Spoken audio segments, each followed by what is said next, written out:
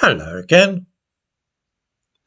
Once upon a time, universities in this country cared about learning, often for its own sake. That is to say, learning about things like philosophy, ancient Greek, or English literature for the sake of it, not as a means to an end to get a good job in later life, for instance. They were seats of learning, and that was their purpose.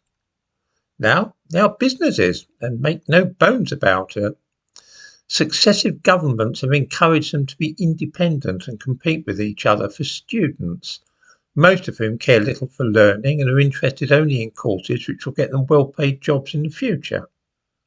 In short, it's all about money.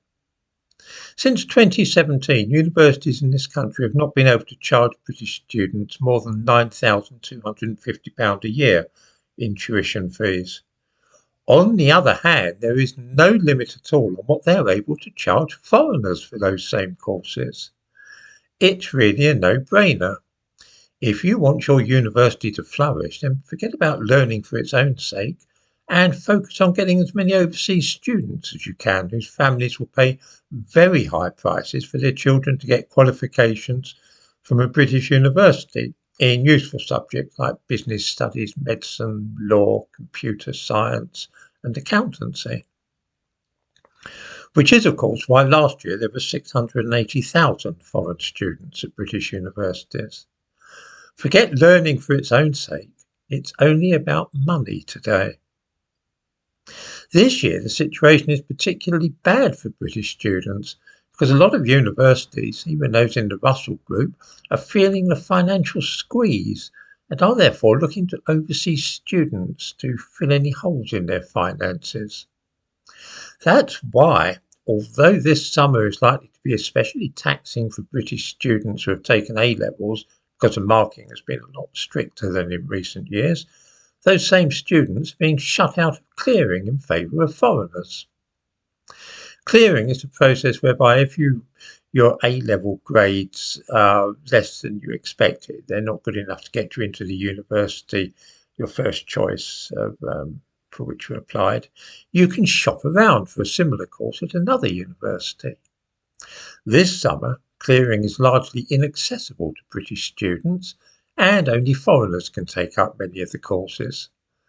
At Liverpool University at the weekend, for example, there were no courses at all available for British students to apply, but 581 on offer to those from overseas.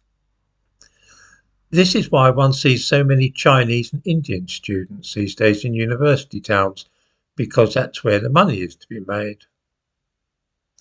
This is, of course, all a direct result of Labour's insistence under Tony Blair that 50% of British teenagers should go to university. When only around 10% went to university, it was possible for the universities to be subsidised by the government. When you're considering 5 times as many, then of course the universities like to be financially self-supporting as much as possible, which is why they are charging foreigners the earth and avoiding British students if they possibly can. This is all of a piece with the way things are in Britain these days. The idea of simply studying and learning for the sake of it is seen as quite mad. This attitude is picked up at school when 15-year-olds are studying for their GCSEs and perhaps have Pride and Prejudice as their set book for English. Try suggesting to them that they might enjoy Sense and Sensibility or Emma as well. The idea that reading Jane Austen might be something one would do for the sake of it is quite alien to them. Why on earth would one read a novel by Jane Austen if there were no practical advantage to it, such as enabling you to get a good grade in your English GCSE? This awful view of education and learning persists, and universities now encourage it too.